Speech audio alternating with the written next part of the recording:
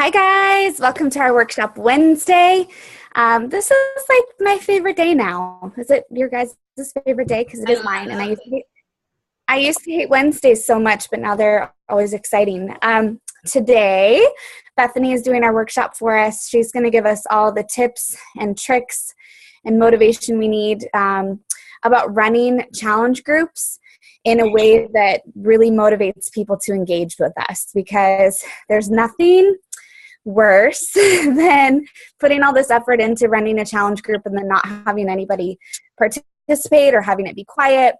So I'm super excited for Bethany to share all of her tricks and tips with us. So I'm just going to pass it over to you.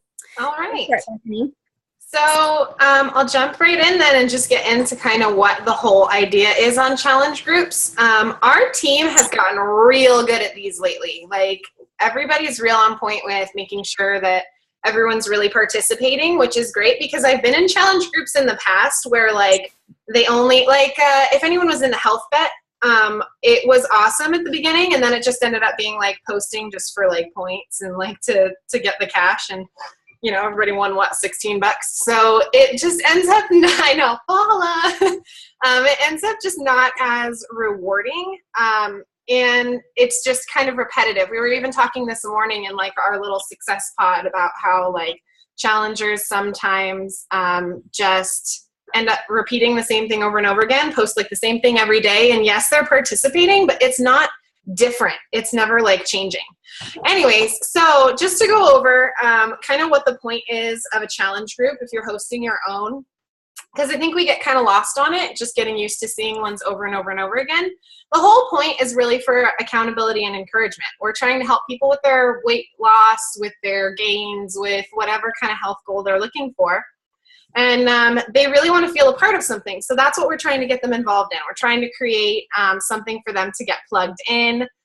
They want to grow. They want to kind of improve their lives. This is a really emotional process, the whole like health thing. And so we're also kind of building our community, and you can consider that as you're going with your challenge groups, that you're creating like for the Fit Girls, you know, we're creating our community every time we step out and make a challenge group, and everybody gets involved. Like our branding is in it. Everybody knows like how we function. So that's kind of going to kind of be your community.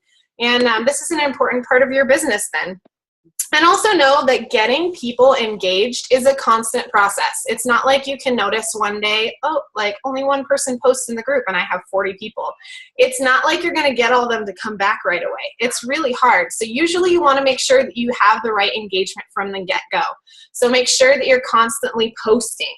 The very first thing that we have to do, and you'll notice it, Rachel does it in every single one of the challenge groups, set those expectations. So we get the very first thing that happens in any challenge group is we'll put in like docs for point systems.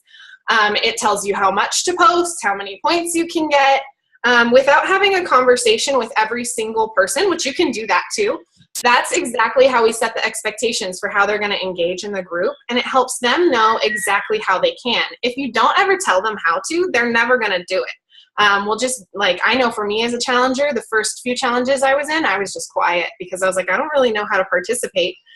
So make sure you add those docs, make sure that they're visible, people can really get access to them, and set those expectations. Make sure that, I also like to start my challenges sometimes with a video, because a lot of people, we get people from Instagram all the time, they don't know anything about us. A lot of times I like to start a video and set those expectations, even though it's already said in the docs, like how the points work or whatever. Just get a quick little like 5-minute upbeat video. Share exactly how it's going to work, because the structure really equals the strength. So as soon as you set that up and give them exactly how to work, that's going to add so much strength to your challenge group. So I was like looking up videos this morning about like from our top coaches about how they strengthen their challenge groups.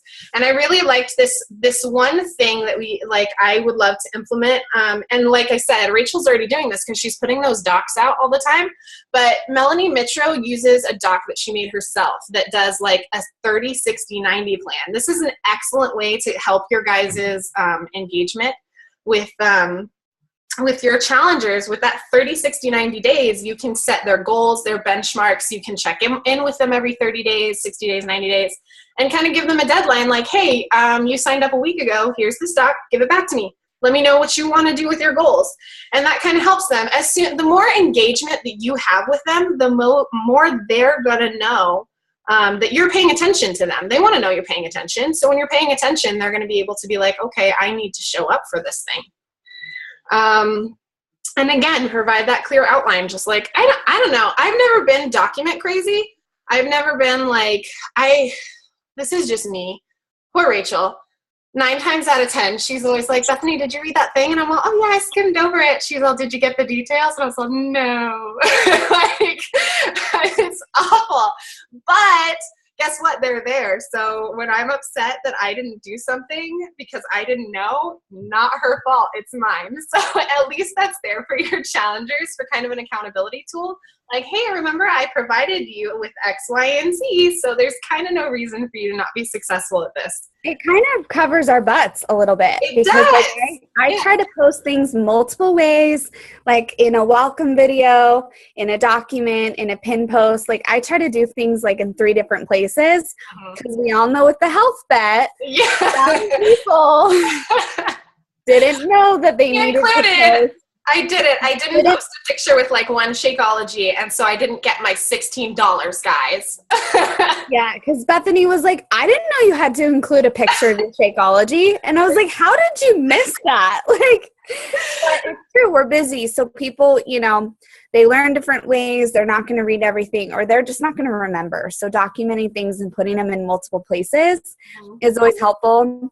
Like with the health bet, I should have done this with all the coaches, but I sent a text message with an image to each of my participants with like a checklist, like check these 3 boxes, it's like be in the challenge tracker, post this many times with a picture of your Shakeology, work out this many times and log it. So it's just helpful to help people out with their learning styles. For sure. And I think sometimes making it simple like that too, because that's why I don't read over documents. I'm like, 2 pages, like I ain't got time for this. So I think sometimes making that like little check mark of like 3 tiny little things, because that's really all it is. It just goes into detail in the page. And then being like, here, you can refer to this if you need it. It makes it so much easier. That's why, like reestablishing it in a video, in the document, and doing cute little images like that. Like it's perfect. The next thing we have to remember to do, guys, I suck at this. I suck at it. I'm awful. Build relationship with people outside of the challenge group. Make sure you're messaging your challengers. Talk to them some people do it on a daily basis. I probably message my challengers twice a week. Do it at least once a week. But really, it's only 3 weeks, so you're only going to talk to them 3 times. That's not very much. But outside of the challenge, make sure you get to know these people because they're engaged because of you. They like you. That's why they chose to go with you with Beachbody, because there's, 400,000 coaches. Like or they can go wherever the heck they want. Like they don't even have to choose a coach, but they like you. So make sure that you're building that relationship with them, and keeping that going on is going to help them feel more comfortable to be engaged in the group. If you haven't seen them check in, feel free to be like, hey girlfriend, I haven't seen you do anything in, a few days. How are you doing? Usually the answer is like, life is busy. My kids are crazy. Everybody's sick. It's usually stuff like that. And then they feel loved because you noticed they were gone and they get to come back. They have the opportunity now to get back in and not feel like 3 days off of a challenge is going to like throw them entirely. And that goes again with like all of that, building that relationship. Also following through. Guys, as I was writing the notes for this, I was so guilty over so much of it. You got to follow through. If you're going to say you're going to do something, do it. If you tell somebody you're going to get a meal plan for them, do it. If you're going to send them a little gift, do it. Like that's the stuff that I also kind of stink at. Like, I always tell people I'm going to mail them samples and then I keep them for forever and I mail them to them like 2 months later and they're not interested anymore, So if you're going to do it, follow through, because anything that you're staying committed to, they feel more involved in. So making sure that you're staying with that following through, and then be the example. Make sure you are showing up to your challenges every stinking day. We don't do it nearly enough. Like, I don't, for sure. I show up, like 3 times in a challenge group maybe, and I'm like, hey guys, I drank my Shakeology. I didn't even like work out. I like gave them like the weakest thing. We have to be there every day, showing us working our booties off, not just doing like the challenge, like the little challenge posts, like the Freaky Friday or, you know, Saturday, not just that stuff. They don't need to see our names just like that. They need to see us also working out, eating well, and really giving the lifestyle that we're telling them that they need to lead as well. And on top of that, actually do those posts as well. Not just the personal ones where you're working out, but give them something to do in your challenge groups. Do those Flex Fridays, do the Thirsty Thursdays. Give them something to do that's not entirely related only to their food and their exercise, because it does get repetitive. You get those challengers that end up being like, I'm going to give you 110 pictures of me sweating, which we get all the time. And we don't need it. We need a little bit more of something else. So giving them the opportunity to share a little bit about themselves in like different flash challenges is a great way to get them involved and keep the group running. Because we know as soon as we start to see maybe only 1 or 2 people posting in the group, we're starting to lose our momentum. And we really like those little mini challenges to keep things fun. Can I interject with something, Bethany, that I just thought about? Sorry. So when I had my meeting with Doug Moss from corporate a couple weeks ago, he was talking about, some ways that he's heard, to keep engagement really high. And a great way to kind of get coaches, get customers interested in coaching is you set up a little mini support system, and it's kind of sneaky, where let's say you have 5 challengers in a group, and you message each one of those individuals and be like, hey, I'm wondering if you can do me a huge favor during this challenge. Bethany, can you check in with Jerusha? She's another girl in the group. Can you just look out for her? Can you comment on her posts? Can you send her little messages of encouragement here and there? Can you just kind of, be her almost like secret sister a little bit? So each person gets set up with somebody that they, even though they're challengers, they're not coaches, they're supposed to get like connected with. And so then all of a sudden the group has all these like interwoven relationships where the actual customers are starting to build a tribe of their own, if that makes sense. And what's cool is because then if somebody goes MIA or isn't posting, they have not only their coach checking in with them, but they also have somebody from the group. And what happens is people start acting like coaches without even realizing it. And then they feel connected to the whole group, right? Because that's really the secret sauce of coaching, is us having that like connection with each other. And so it gets created in the challenge group. And then as a coach, you can message them and be like, girl, you're already acting like a coach. That's exactly what a coach does, is they just check in with people as an accountability partner. So I thought that was kind of a cool, sneaky way to increase engagement, but also connect people together. So I kind of want to do that. I want to start doing it within our challenge group and see kind of how it plays out. But he mentioned that, and I thought it was an awesome idea. That's so interesting to me. Every time I hear stuff like that, I'm like, why didn't we think of that? Right? So simple. Right? Like, of course, like, because we set up success partners. And I've heard people doing it before too. Like, they'll even say in their challenge groups, like, they'll call them success partners as well. And they'll just link the challengers up. So and then when they transition to coaching, they already have a mini success pod. What? So like that little group is like ready to start coaching together, and it's like they graduated together, like they had that experience together, they bonded, they supported each other, and then they're ready to coach together. So I want to start implementing that in our challenges. Now I can think of like a ton of challengers that I have that are really engaged, and I'm like, oh yes, now I can I can try that. That's awesome. We need to connect the dots. So anyway, thanks for letting me interject that. Yeah, of course. Absolutely. I can't even remember where I was at anymore. My phone died. So we're just going to roll with it, guys. I know we were talking about running mini challenges and offering, oh no, that was my next one. Running mini challenges and offering incentives. This is kind of fun for, it depends on who you are. Like some people aren't driven by the incentives one bit. Other people really are. And I saw one of our coaches, Andy, she was so cute. I saw her post on her social media. This was really smart. A picture of the 3 gifts that she gave away during her challenge.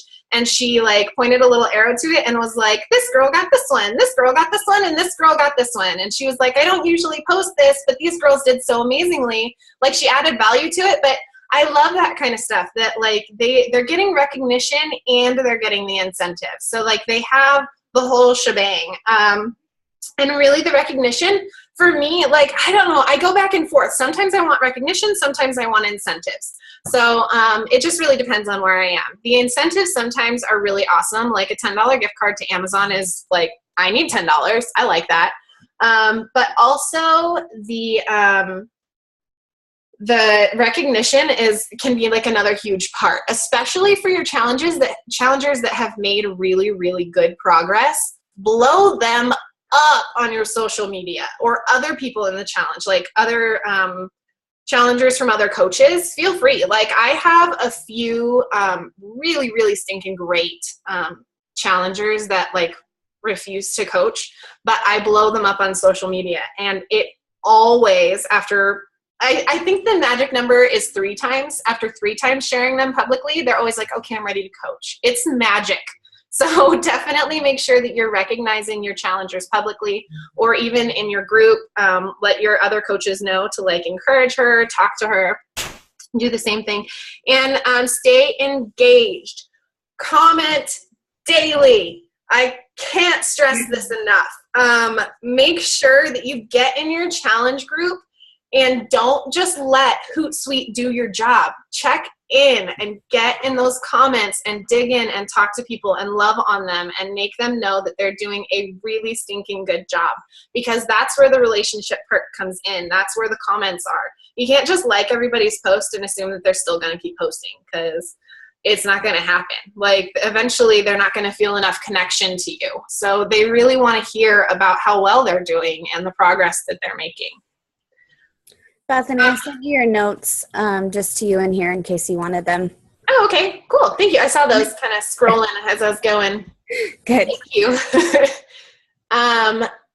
Also, this has come up unintentionally a few times. It wasn't in my notes until now, but it's already happened a couple of times. Remember that your challenges are kind of incubators for coaches. So this is where you're going to want to encourage them to participate. And Rachel brought up something good when we were talking the other day about, this year for Beachbody hasn't been quite the same as it was last year. Last year was like a record-breaking year, and this year's been a little bit different, where I think we've been a little more focused on like the financial aspect of coaching instead of adding value to Shakeology. I don't think that that's our team. Like I watch us and we share the value of like everything, which I think is why we're still doing well. But anyone that's watched me do this Zoom before knows that my brain just goes and like I totally lost track of what I was talking about. So I'm 100% sorry. But it is going to be where your coaches, where your new coaches come from, are usually going to be your challenges. So because they're going to be the ones that really know the value of Shakeology. They're going to know the value of your workouts. They're really going to understand exactly what the product is. Whereas we see kind of a huge fall off from people that come from Instagram that are coming just for money, because it doesn't happen as quick. So try to get, hi cutie. I know, she's so cute, Anna. Cute. She's like agreeing with us. I know. Well, she's like really in it. I'm like, I know. Little coach in the making. What Bethany's talking about is what corporate is referring to as the vital process, and how in the past, like I started as a coach. I had never tried Shakeology. I had never tried the 21 Day Fix before. Right? Like, and we were able to do that because of the type of growth pattern that the company was in last year, because really we did join because of seeing proof in the products. Like that's why I joined. I didn't join for this big, huge financial gain as a coach. I didn't even think that existed. Right. I joined because I wanted to be accountable in my fitness journey. And then I was like, oh, maybe I can make a small amount of money on the side, right? But what happened, which Bethany and I have talked about, is since we were in an explosive growth pattern, people started then signing up because of the financial aspect. So even coaches like me, which I've talked about, doing really well in our challenge groups, in our team, in our recruiting, in our rank advancement, turned into financial gain for a lot of coaches that joined in like 2014 and even beginning of 2015. So our post then changed from being about the products and about our challenges and about our workouts and about our Shakeology and about how we felt to the money that we were making. And so then people started joining for the wrong reason. And so going back to the Vital process is all about onboarding coaches first as challengers and making them fall in love with what we actually do as coaches, which is help people get results. That's what we actually do. So if you're skipping that part in your business, that's why your business isn't working. If you're skipping that part where you're getting those results yourself and posting about it in your challenge group and being a proof of the product and helping other people fall in love with Shakeology and their workouts and getting healthy and feeling better, if you are skipping all of that, then you're not really a coach, you're a multi-level marketer, right? So I don't want to be a multi-level marketer. I really, really don't. So that's the whole purpose in going back to having really successful challenge groups, because the business side, there's nothing wrong with it. We love the business side of this, but you have to start with having a successful challenge group and showing people what we actually do, the heart and soul of our business, before you can onboard them as a successful coach, right? Because then people start, and most of the time, don't hold themselves accountable. They just want to make money. And they skip the whole purpose of what we do. Yeah, that's absolutely true. And we do need to be in love with the process, and I think in love with our own fitness too, because a lot of what happens is that I get a lot of coaches that are in theory in love with helping people with their fitness, but don't like putting the effort forth towards their own.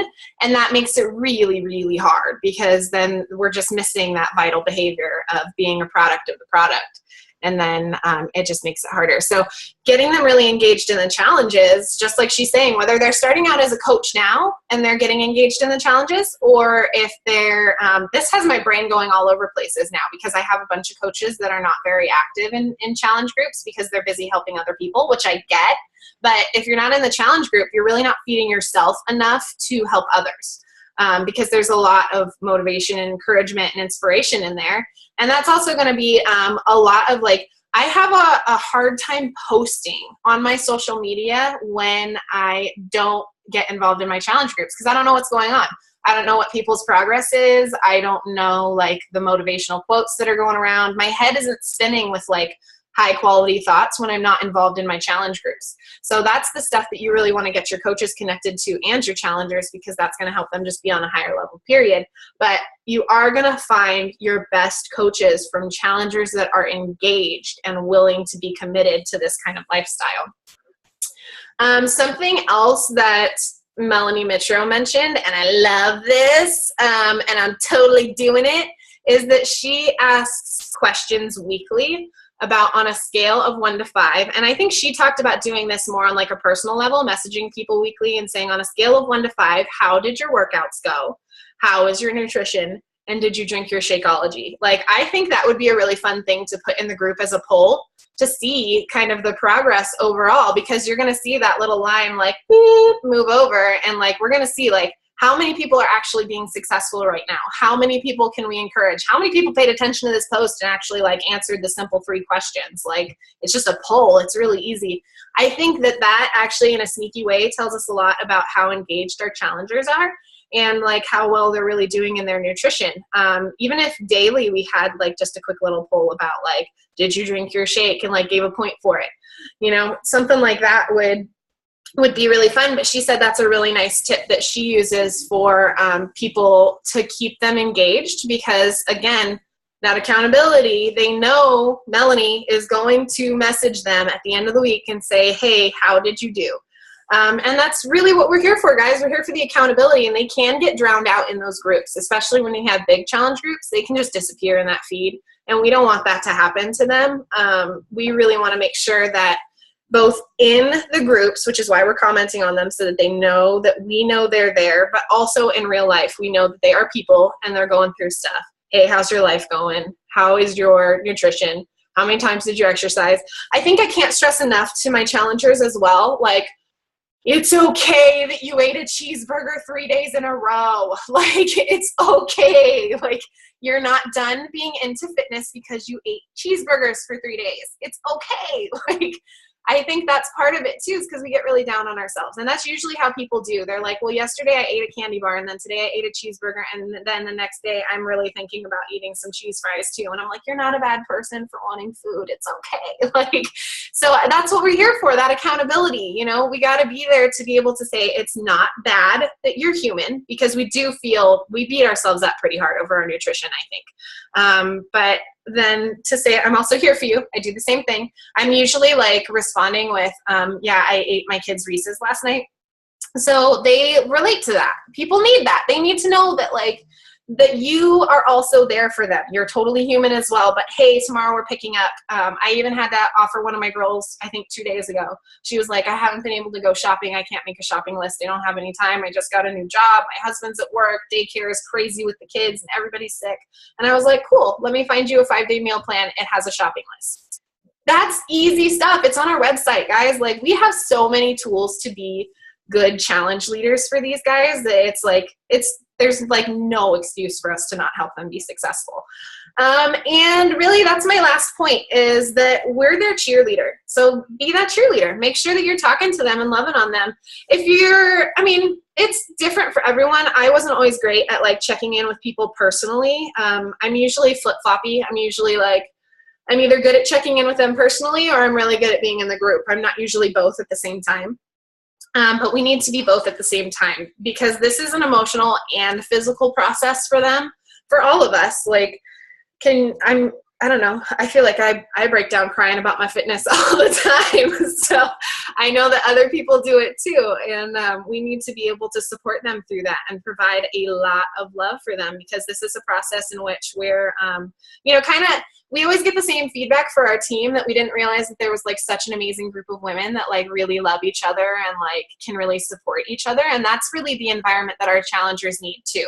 It's not just the coaches. These guys need to get it too, because that's the thing that sets us apart from other teams and other challengers, is that we just love the heck out of people. So however you do it, just make sure that you're really engaged with those people, and make sure you're setting the tone for your group. And that you're here to support them no matter where they are in their life. Sometimes it'll be months at a time that they are dead silent. Still check up on them. Still be like, hey, how are you? How's your life? How's your mom? How's your dog? Whatever. Check on them and just see how they're doing, because this is really, like, as much as we stress the fitness and the health aspect of this is a real life thing. We're really helping people through like big things in their lives, usually, whether we know it or not. So just be that cheerleader and love the heck out of them. Get engaged with your guys' groups. Make sure that they know that you're there, and you should be successful with your challenge groups. Do you have anything else you want to add, Rachel? That was so awesome, Bethany. Thank you. I think that, I feel like I need to start over. Like, to be honest, it's like when you do a couple challenges, it's easy to kind of lose that like love and momentum and level of commitment. It's really easy to let life happen, and then you realize you forgot to post certain things, or challenge groups flop sometimes. I have always seen a pattern or like correlation between my level of energy and excitement about a challenge always really like affects the group, even if it's just my own positive vibes being excited about it. Yeah. Right? Yeah. Like, you put it out to the universe that it's going to be awesome, and then it is. Or if I'm like, I don't want to do this. I'm doing this because I have to. Yes. That's when those challenges really suck. Yeah. But one thing that I need to start doing is working on transitioning from challenge to challenge. And what I mean by that is, a lot of coaches, I know Anna and I were talking about this.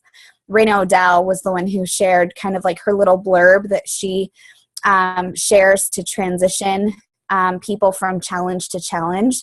Anna, would you mind sharing like what those different things were that you post about where you give challengers the option of what to do next? Will you share that? Yeah, definitely. I was just going to pull it up, but basically I think there were 3, and it says, now that the challenge is over, you have different things you can do. 1, you can transition to, our November challenge group. Just a minute, sweetie. 2, you can, you can become, I think it was, I should pull them up. Hang on. This will be better because I've got them written down. But it was, I'm really excited. I hope it because I've got a couple girls that I think would be awesome coaches, and it's sort of a way that maybe they can transition and be like, yeah, what is it really, that you're doing? But I think it would be cool to take these questions and create a poll. If it's in a Facebook group, that's a good idea. Perfect. You know what I mean? Poll. So it says the next steps are continue on your program and Shakeology and join the November challenge group. Switch things up and try a new program and continue Shakeology and join the November challenge group. Become and she said, an apprentice coach and join as a team Beachbody coach and pass on new healthy lifestyles you have adopted. Support others and learn how to do what we do.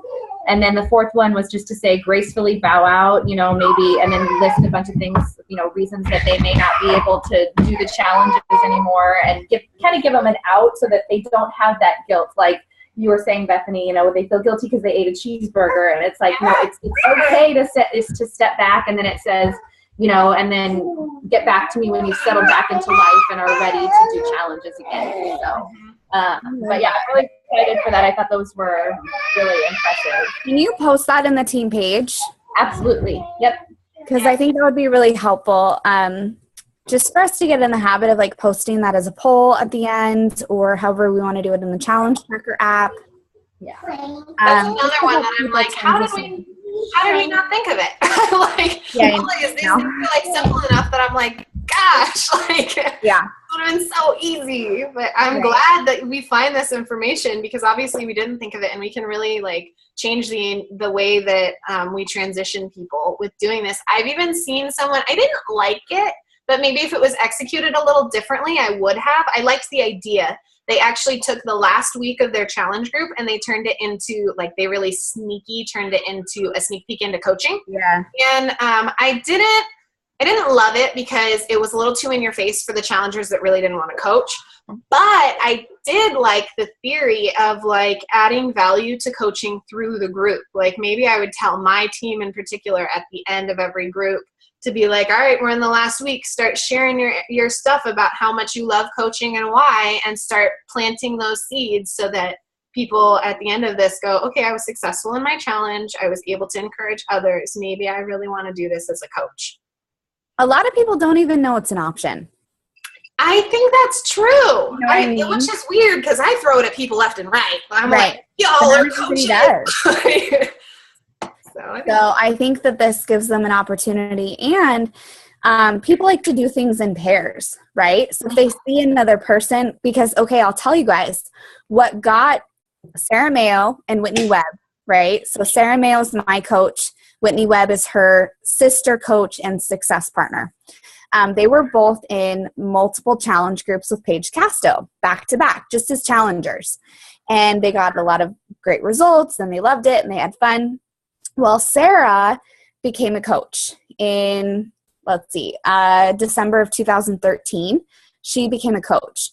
Well, she and Whitney had kind of had that friendship already as challengers. And when she saw that Sarah signed up as a coach, she told me at leadership, she was like, I was offended. She was like, why didn't Paige ask me if I could be a coach? She's like, I didn't know I could do that. And so as soon as she saw the posting that Sarah had become a coach, she messaged Paige and was like, what about me? Why can't I be a coach? And Paige was like, you can be a coach, sure. And so just seeing Sarah, who she had been slightly competitive with, but also had that like friendship with in multiple challenges, Sign Up as a Coach got Whitney to then sign up because she was like, well, she can do it, I can do it. And so I think people have that mentality when they get connected with somebody else, they want to move on too, right? So if you were to do like a poll where you ask people if they want to do another challenge or whatever, people want to belong to something. They want to be connected to somebody or a group of people. So helping them transition together. I noticed in one of our sneak peek groups that we did, I think maybe the last one or the time before, one of the participants posted and they were like, well, how do we know who became coaches? And I could tell that that person that posted that was probably looking for somebody else to do it first, so that she could then be motivated and pushed to do it herself. Yeah. So always keep in mind that kind of human condition where we don't want to be the first or alone, or trying something new by ourselves. I think there's that positive peer pressure that we can implement into our challenges where we can connect people with the group, be connected as coaches, and just kind of move forward with that type of momentum. Kristen, I don't know if you can see Kristen in the corner. She's pretending to grab her hubby's butt. I love you, Kristen. That was off topic. But all really good points about that kind of stuff. I mean, like it changes the way we get them involved for sure. Yeah.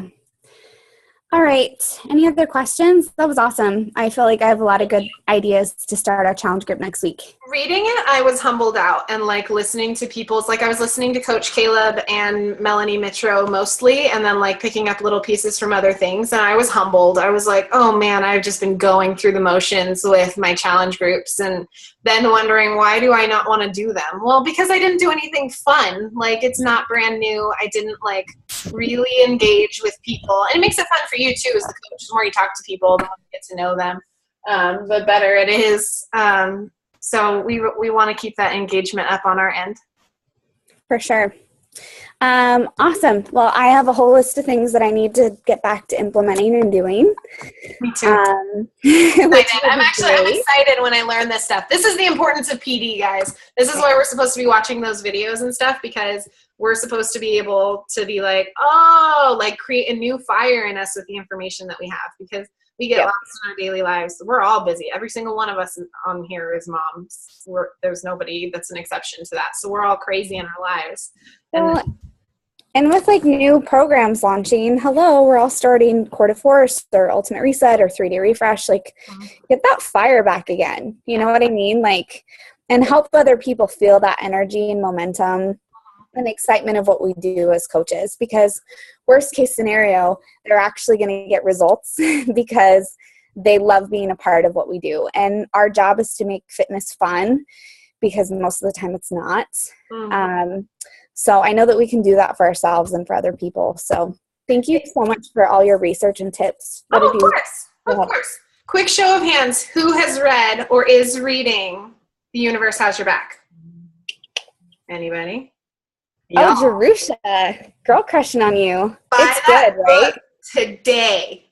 Do it like right now. Get off this call and spend the $15 and get it on Audible and like listen to it repeatedly, and cry. Be okay with crying your eyes out, because you will. And I did, and I do every day. Every single chapter I cry.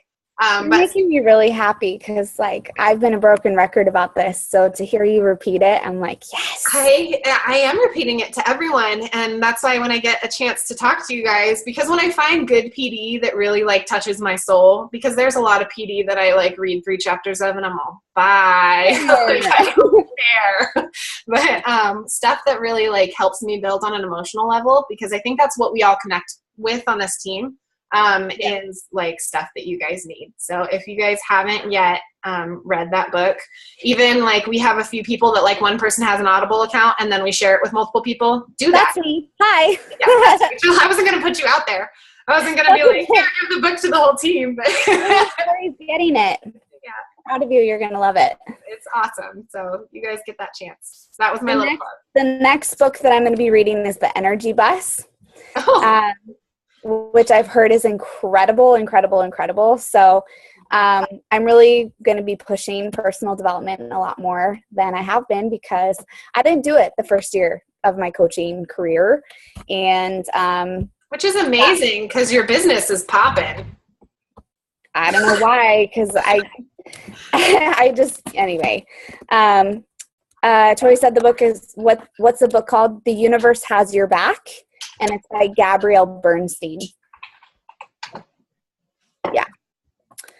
I think your message didn't get sent to everyone. Oh, yeah, it only sends it to, like, it told me that. It's because I changed our default to just send it to our account. Oh, okay. Makes sense. The Universe Has Your Back by Gabrielle Bernstein. Anyway, incredible book. It's only 4 hours long on Audible, which if you have a commute in the morning or cook dinner for an hour a day, that's 4 days that you're done listening to it. But I truthfully want to like put it on repeat every single day, and start it over and over and over again. Kristen, I can see your baby bump and it's so cute. Cute, huh? I've seen it. It's so cute. Little baby. You know. Anyway, thanks so much for being here today. Again, I love Wednesdays. I love seeing you guys in the middle of the week. It gets me fired up and I'm excited about our upcoming challenges. Anyway, thanks for being here today and we'll check back in soon. All right, we'll see you ladies. Bye. Bye.